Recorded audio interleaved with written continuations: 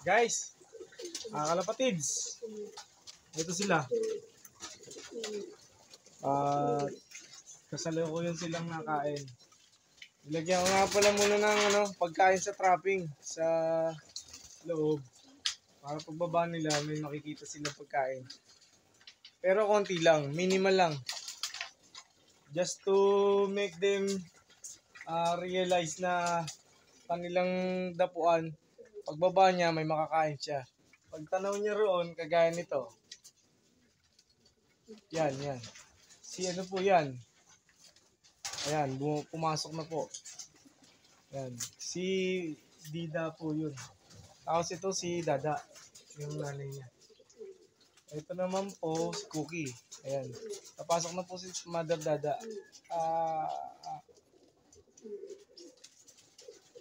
Aba, natatakot. Nalagyan ko nga pala ng landing board doon kasi tinanggal ko. Ayan, nag-aalangan yata. Pero lalagyan ko na. Sige, pasok ka muna. Pasok ka muna, Dada. Ayan, nag-aalangan siyang pumasok. Yung ating ibang ibon, siguro nasa 8 pieces yung inalpasan ko today. Ganda ng araw eh. Oh. Masok. Ayan pa rin siya. Oh. Mother Dada. Nag-aalangan siya kasi malalim nga. The moment na nakapasok siya, sige. Ayun. Bumaba na si... Sino pala yun? Si Berta. Galing sa taas. Ito yung ibang ibon natin. Yan, si Papa Bear. Sanay na siya rito. Pero lalagyan ko talaga sila landing board today. Para meron silang matutungtungan after nilang dito sa landing board. Ayan. Nakapasok na nga pala si Dada. Ito si Papa Bear galing sa taas. Yung itaas natin guys, ayan, binutas ko. Taas po niyan. Dalawang 4x8 po ito na, na steel matting. Kaya mataas na po talaga siya. Ayan. Kaya ginaganito ko, parang sanay sila na dito tatawagin. Kaya yan. Yan si Cookie. Cookie! Sok! Ayan si Cookie. Ang paborito ni Mami Tutan. Ayan. At ito naman si Cute. Anak ni Cute. Ito si Cookie yan. Ayan po si Cookie. Ito po si Cookie. Nasa trapping natin. Matras pa. Ang ibang ibon natin nakapasok na. Yung inilpasan natin. Pero si Cookie, let's see kung anong gagawin niya the next thing. Sige. Sok! Pasok, Cookie.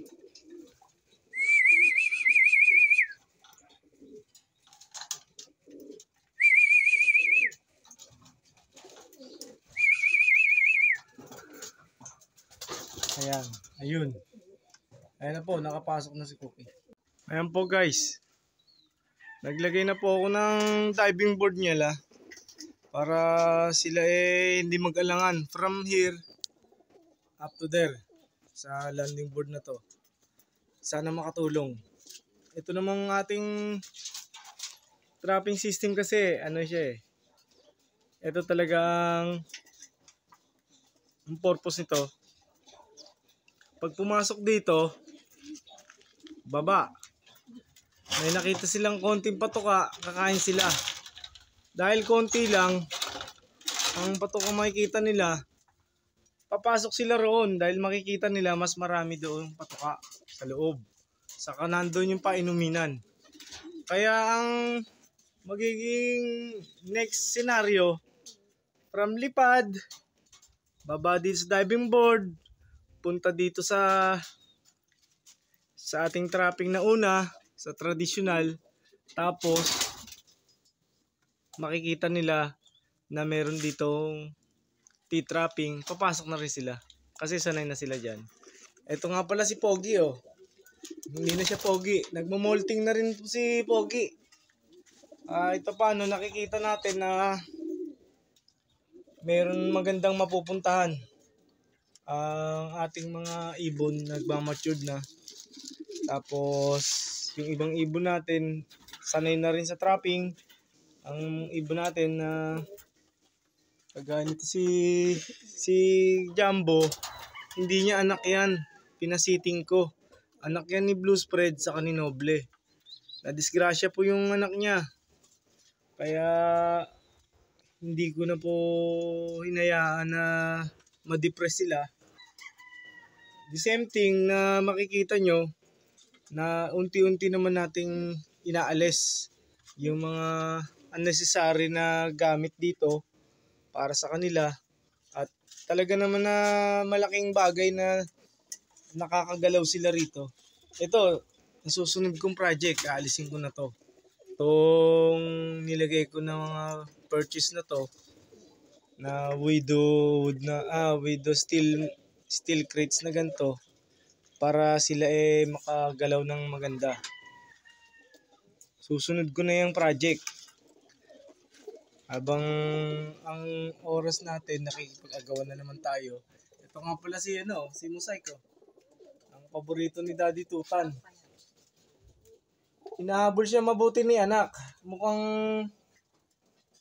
hindi natin masabi Watch and learn na lang natin. Alamin natin kung may namamagitan na sa kanila ni anak. Kasi magandang babae talaga to. Kahit sino magsabi. Magandang babae to. Hindi yung bloodline. Huwag na natin pag-usapan yung bloodline. Sa talino siyang ibon. Ayan sa trapping. May konting patuka, tutuka siya ng konti. Tapos the next na yun, wala na siyang makitang patuka. Doon siya pupunta. 8 sila, pasok alat. Ito lang tira. Saka si anak. 2 na lang nasa labas, guys. Ayan. Yung anak ni Cute na basa, ayan, hinayaan ko lang muna matuyo. Tapos si anak nasa labas. Nagpapainit ang katawan. Hindi ko alam kung nakapasok na si Blue Spread. Pero sa tingin ko nakapasok na. Kasi meron siyang baby doon. Ayan, nakipag-away hindi ko alam kung babae ito si Dida Pero tingin ko babae dahil na gender ko na to. Si Cookie, sure ako babae. Ayan, nilagyan ko na muna ng temporary na na diving board para sa kanila. Habang nag-iisip pa ako ng gagawin kong next dito kasi agaw-agaw lang tayo sa oras habang yung agaw natin sa oras, may moment naman na oras to. Kayong dalawa. Talaga naman. Ayan, naglalabing-labing ang dua. Sige lang. Eto si Papa Bear, wala pa rin siyang pares. Ang asawa nitong si Noble, shaky si Noble Shaky si Noble, guys. Ako bahala dyan. Okay, bibigyan ko ng dexamethasone yan. Ayan, ang ating ibon na si Noble, napakagandang babae. Napakaganda talaga. Ayan.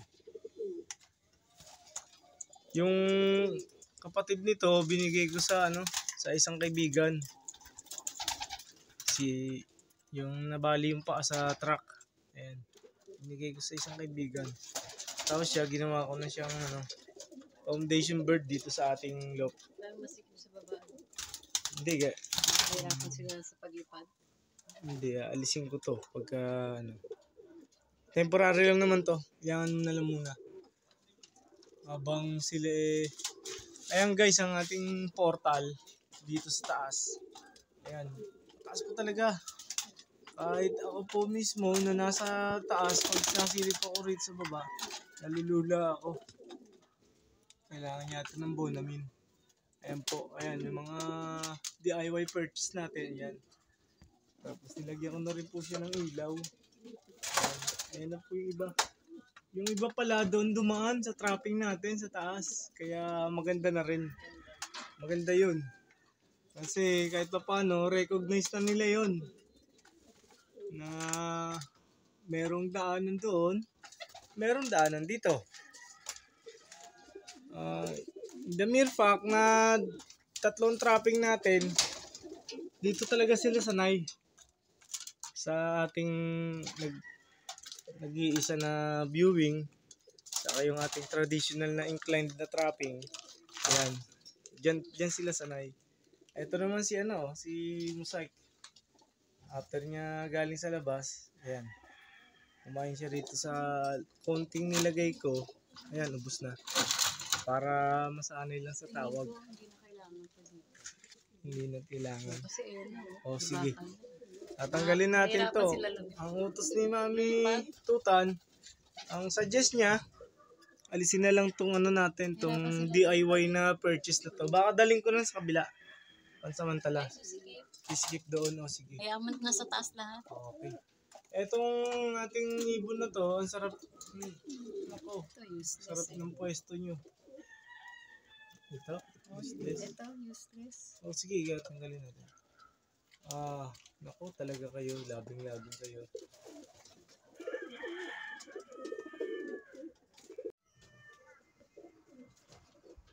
May konti talagang kailangan gawin pa rin sa loob. Dahil tayo busy tao, kailangan natin bigyan pa ng extra oras. Extra oras para sa kanilang kulungan sa loob. Ang ating mga ibon, andito pa. Nag-alpas ulit ako. Ayan. Para lang makapagpag sila ng katawan nila. Ito yung couple natin, oh. Ayan, si Red. Ito yung ibon natin na si Jepoy. Ito si Tamira. Nalipad na po si Tamira, guys. Napunta rin siya sa bubong. Ito naman yung anak ni Cute. Saka yung kapatid dito andun. I-testing kasi natin sila na ma-expose sa labas. Kasi kailangan na nila mag-practice. Ang ating mga ibon, talaga nakikita ko naman na may improvement.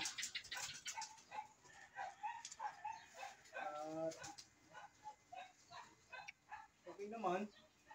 Ayun, may lumipad po na tatlo. Hindi natin alam kung saan pupunta yun. Tingnan natin.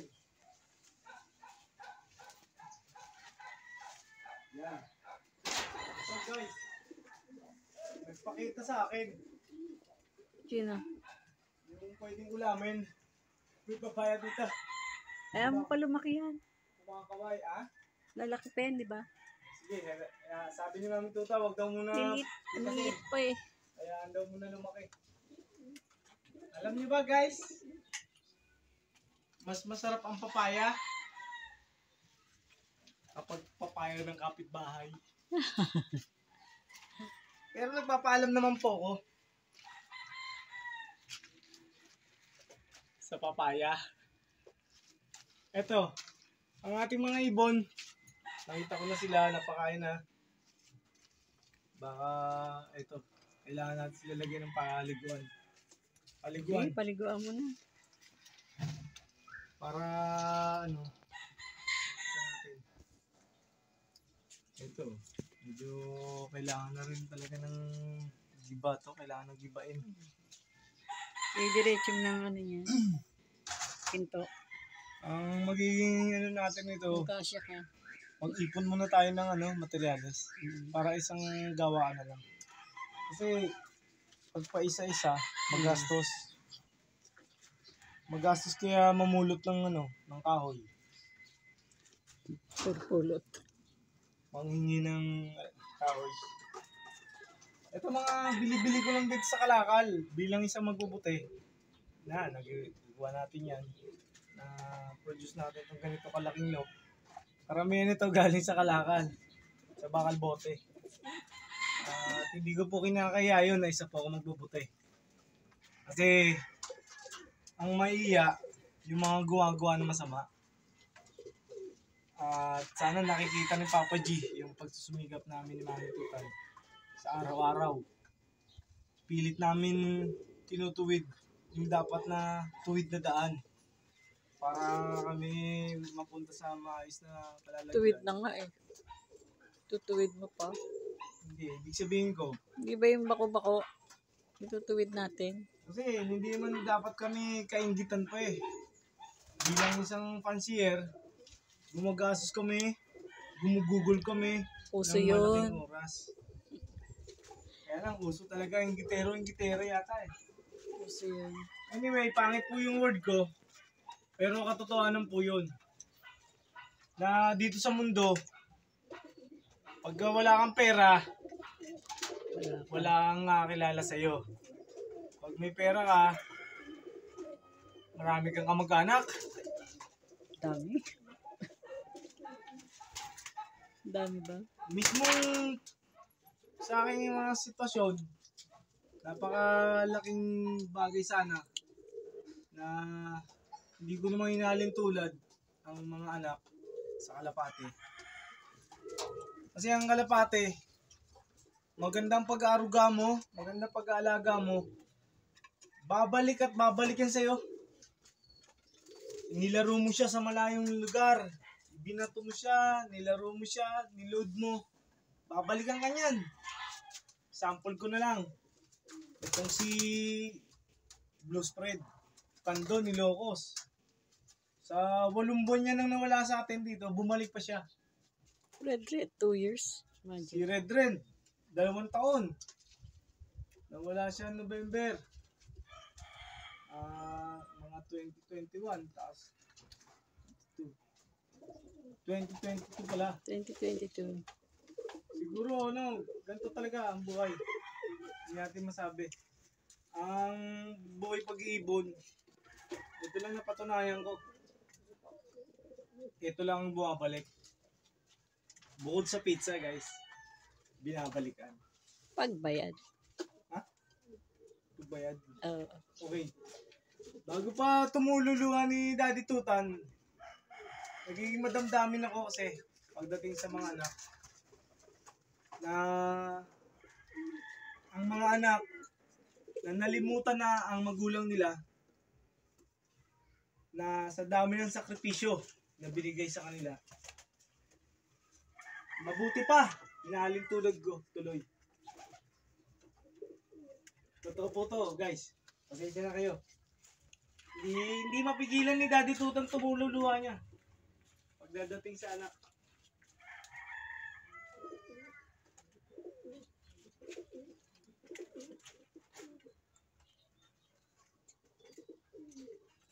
Pasensya na po, guys. Isang magandang araw po sa inyo lahat. At naging madamdamin po talaga Daddy Tutan. Dahil sa nag-iisang pangarap na ma-recognize naman yung pag-iibon namin, pag-aalaga namin, na bilang isang pansier, nakahanda kami na gawin ang lahat para sa kanila. Hindi pinag-iba yun sa pag-aalaga ng anak. Basta gusto magpasako. Salamat po guys sa pagsuporta nyo sa channel na to, ang Tutan Love. At sana po yung mabahagian namin kayo ng aming kaalaman, eksperyensya, aming mga adventure, mga kakaibang mga journey, mga lugar na pinupuntahan. Sana mapansinin nyo at mabantayan nyo kami. Nangangarap lang po dahil libre lang yan. Kung ano mang sinasabi ng ibang tao na marumi yung pagkakalapate, mabaho, iba po yung nagpapasaya sa iyo. Iba yung kasiyahan na dulot nila sa atin. Iba yung kasiyahan na binibigay nila sa atin na hindi kayang bayaran ng pera. Ito katotohanan guys. Hindi mo madadala yung pera mo sa pupuntahan. Magandang umaga po.